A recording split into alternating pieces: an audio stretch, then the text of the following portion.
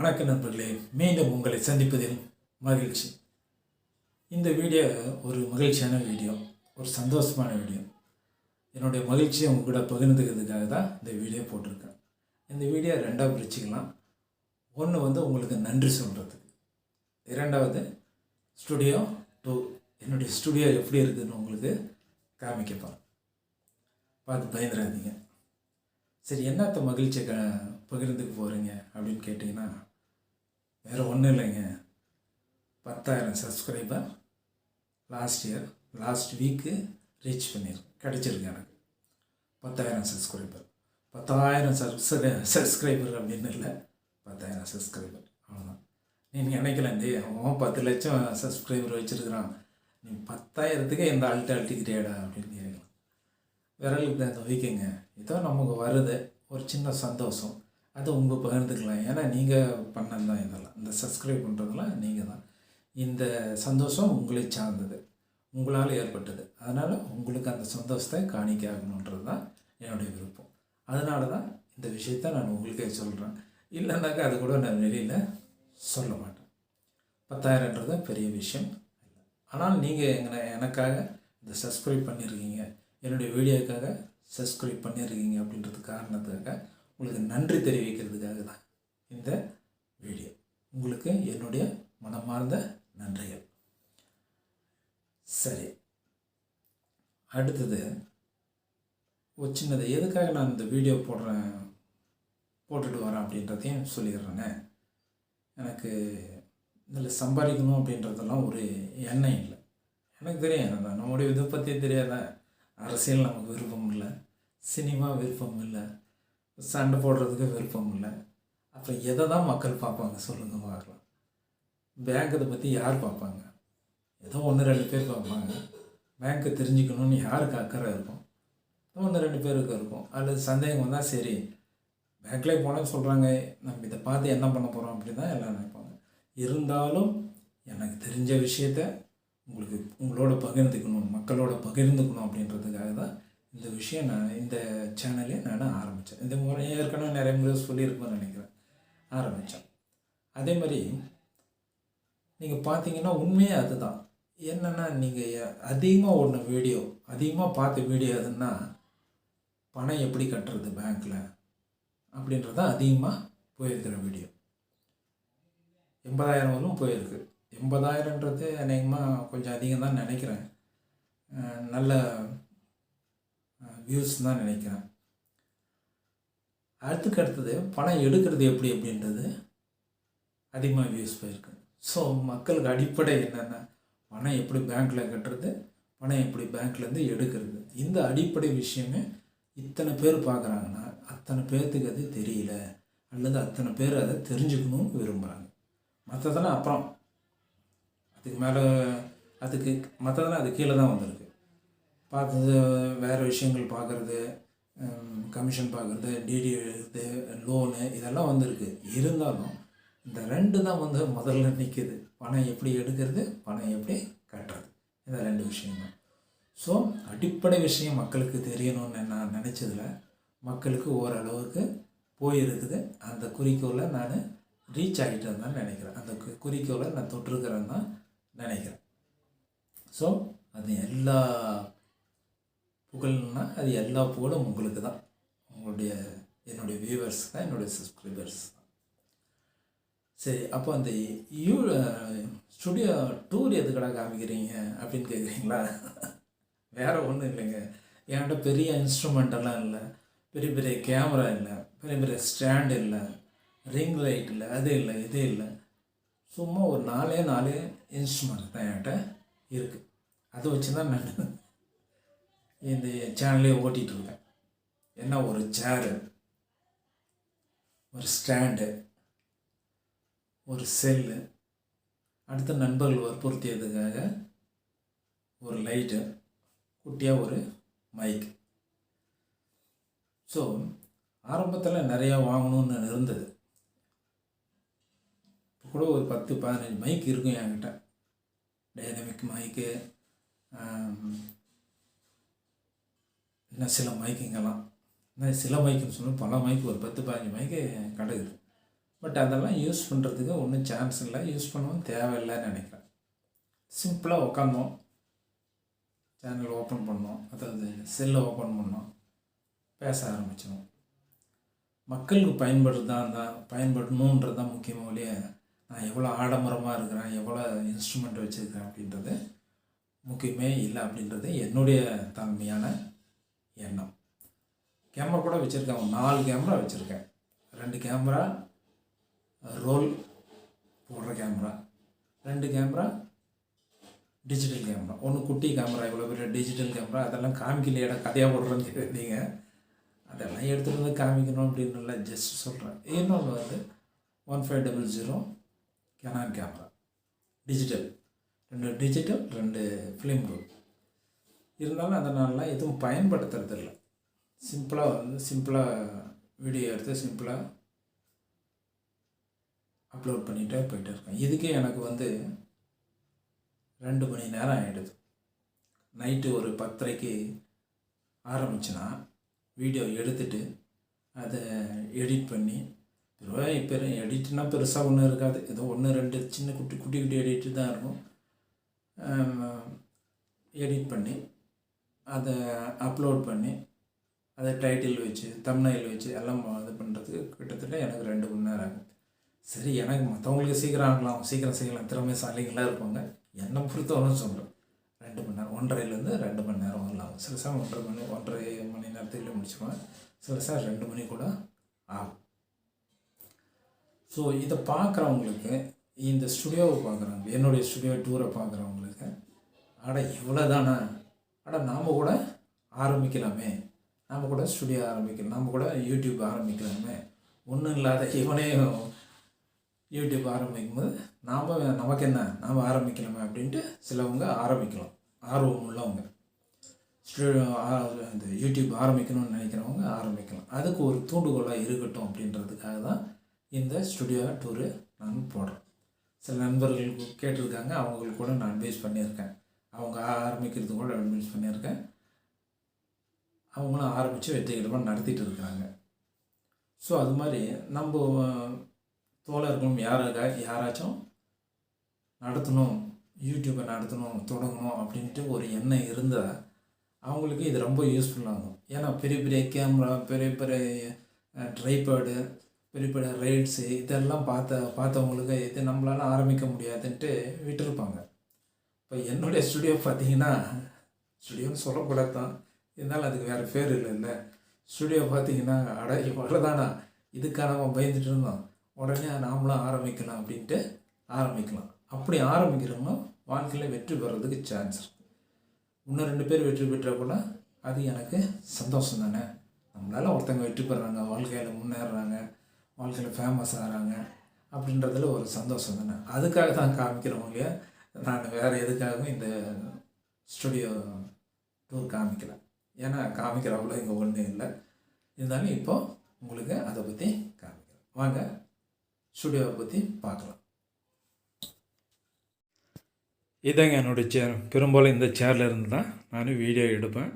இது கொஞ்சம் கம்ஃபர்டபுளாக இருக்கும், எனக்கு இந்த கையை வச்சுக்கிறதுக்கு கம்ஃபர்டபுளாக இருக்கும். இதுக்கு முன்னால் நான் யூஸ் பண்ண சேரு இந்த இரும்பு சேர், பார்த்தீங்களா, பெயிண்டிங் அடித்து கிடக்குது இல்லையா, இந்த சேர் தான் யூஸ் பண்ணேன். இது கொஞ்சம் உயரம் கம்மியாக இருக்கும், பட் எனக்கு வசதியாக தான் இருந்துச்சு. இது தான் நான் பெரும்பாலும் யூஸ் பண்ணேன். அதுக்கப்புறம் கை வைக்கிறதுக்கு கொஞ்சம் வசதியாக இருக்கட்டுமே அப்படின்றதுக்காக இந்த சேரை சில சமயம் யூஸ் பண்ணுவேன். அந்த சேர் யூஸ் பண்ணாதப்போ இந்த சேரை நான் யூஸ் பண்ணுவேன். அதுக்கப்புறம் பார்த்திங்கன்னா, இந்த லைட் சிம்பெக்ஸ் லைட்டு ஒரு 500 சில்லறையோ 600 சில்லறையோ எனக்கு சரியாக ஞாபகம் இல்லை, கம்மி விலை தான். அந்த லைட்டு வாங்கினேன். இந்த ஸ்டாண்ட் இருக்குங்களே, இந்த ஸ்டாண்ட் நான் முன்னே வாங்கினதுங்க. ஏற்கனவே நான் வாங்கி வச்சுருந்தேன். ஒரு காலத்தில் ஃபோட்டோகிராஃபின்னு பைத்தியம் முடித்து அலைஞ்சிட்டு ஒரு 2 லட்சம் ஒன்றும் செலவு பண்ணேன். அப்போ வாங்கின ஸ்டாண்டு தான் இது. அப்போ யூஸ் ஆகலை அவ்வளோ இல்லை, அப்போ யூஸ் ஆகவே இல்லை. இப்போது யூஸ் ஆகுது. இந்த ஸ்டாண்டில் தான் நான் செல்லை வச்சு எடுப்பேன். மேலே ஸ்டாண்டுக்கு மேலே இருக்கிறது அது ஒரு ஹோல்டர், செல்லு ஹோல்டர். அதுக்கு மேலேயே நான்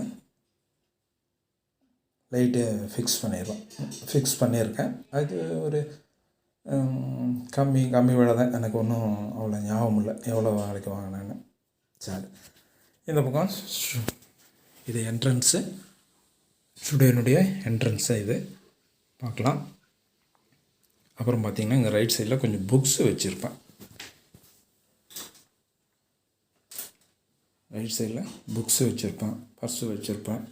சோம்பேறித்தனம் தான், வேறு ஒன்றும் இல்லை. டக்குன்னு எடுக்கணுமே அப்படின்றதுக்காக இங்கே வச்சுருப்பேன். பக்கத்தில் பென்னு இருக்கும், ஏதாச்சும் எழுதணுன்னா எழுதிக்குவேன், அவ்வளோதான். நான் குறிப்பு எழுதி பேசுகிற பழக்கமெல்லாம் இல்லைங்க. அப்படியே பேச வேண்டியதுதான். என்ன வாய்க்கு வருதோ அப்படியே வளர வேண்டியதுதான். அது உங்கள் தலைவிதி பாவம், நீங்கள் அதுவும் கேட்குறீங்க. இந்த சார்ஜர் வந்து இந்த இதனுடைய சார்ஜருங்க, லைட்டினுடைய சார்ஜர், எல்இடியினுடைய சார்ஜர்.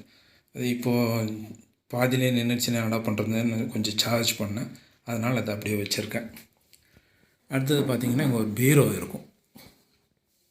அந்த பக்கம் போயிட்டிங்கன்னா இதுக்கு முடித்தோடனே ஒரு பீரோ இருக்கும். அந்த பீரோவில் ஒன்றும் இல்லை, வேறு ஒன்றும் இல்லை, துணிங்க தான் வச்சுருப்பான், வேறு ஒன்றும் இல்லை. இங்கே பார்த்திங்கன்னா ஒரு செல்ஃபு. அந்த செல்ஃபு ஸ்டுடியோக்கு சம்மந்தமானதெல்லாம் இல்லை, சும்மா டாக்டருக்கு கிடைச்ச பரிசு பொருட்கள்லாம் வச்சுருப்பேன், அவ்வளோதான். இது என்னுடைய டாக்டர், குட்டி பொண்ணு. இப்போ பெரிய பொண்ணு ஆகிடுச்சு, முன்னே குட்டி பொண்ணாக இருந்தது இல்லை. அது செஞ்சதான், இந்த குட்டி பொண்ணு செஞ்சதான் இந்த குட்டி பொம்மை, இந்த நாய்களெல்லாம் அது செஞ்சதுதான். குட்டி பொண்ணுடைய இன்னொரு ஃபோட்டோ. லைட்டிங் ரிஃப்ளெக்ட் ஆகிறதுனால சரியாக தெரியலன்னு நினைக்கிறேன்.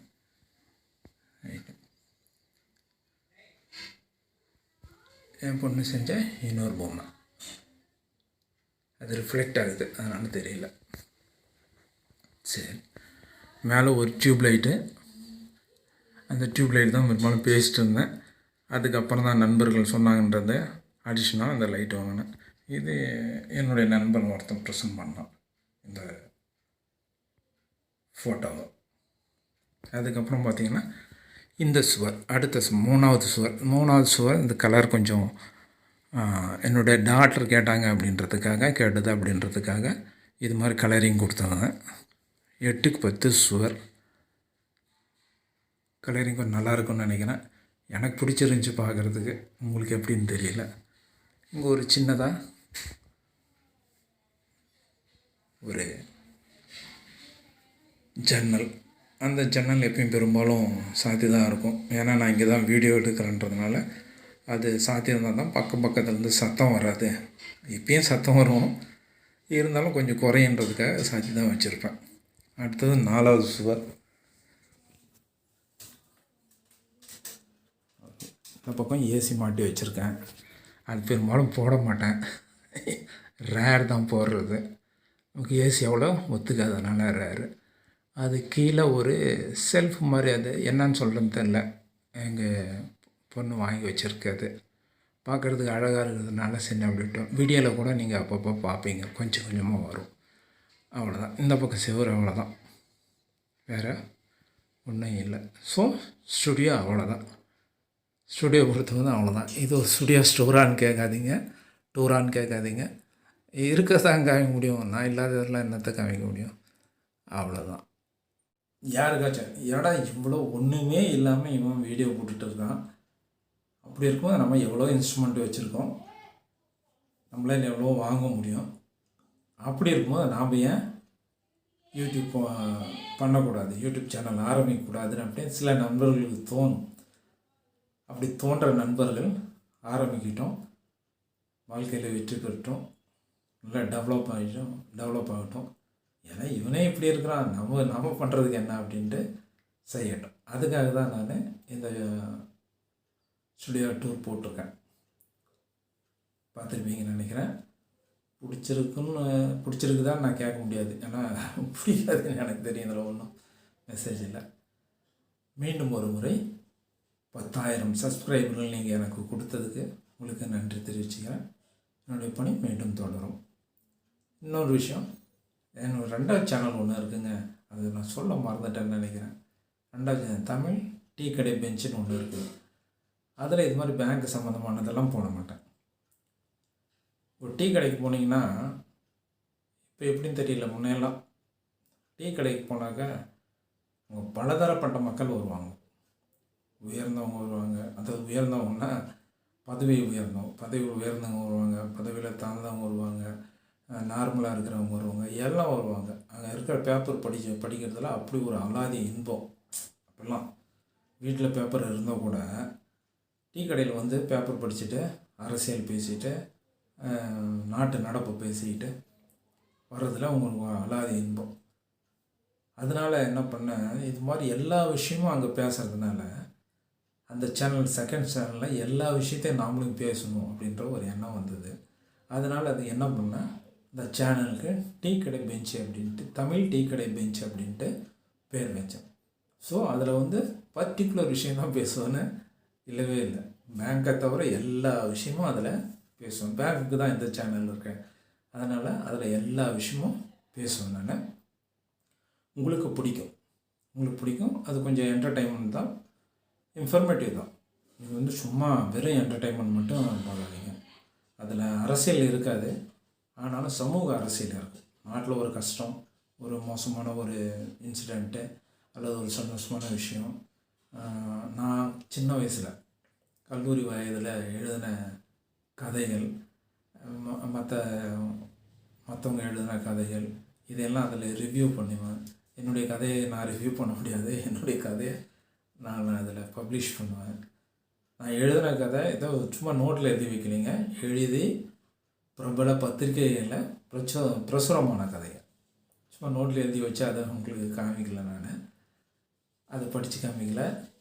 அது பிரபலம் பத்திரிகைகள், அந்த பத்திரிகைகள்லாம் குங்குமம், கல்கி, இது மாதிரி பத்திரிகைகள்லாம் அது பிரசுரமாகிருக்கு. அந்த கதைகள்லாம் உங்களுக்கு நான் ஆடியோ முடிஞ்சால் ஆடியோவில் போட்டு காமிக்கிறேன், ஆடியோவாக கொண்டு வர ட்ரை பண்ணுறேன். இல்லை அது வெறும் படிச்சுட்டு போகணுன்னாலும் படிச்சுட்டு போகணும் வீடியோவாக. அப்படி தெரியும், என்னால் முடியுமான்னு எனக்கு தெரியல. நல்ல குரல் உள்ளவங்க கிடைச்சாங்கன்னா நான் அது பண்ணுறேன், வீடியோவாக பண்ணுறேன், இல்லைன்னா ஆடியோவாகவும் பண்ணுறேன். கதைகள் நான் எழுதிய கல்லூரி கதைகள், கல்லூரி காலத்துலேருந்து எழுதின கதைகள், அதனால் கல்லூரி கதைகள் இது. சரி, நீங்கள் இவ்வளோ பொறுமையாக என்னுடைய வீடியோ பார்த்ததுக்கு நன்றி. 10,000 சப்ஸ்கிரைபர்ஸ் நீங்கள் சேர்ந்து என்னை பெருமைப்படுத்தினதுக்கு உங்களுக்கு நன்றி. வணக்கம்.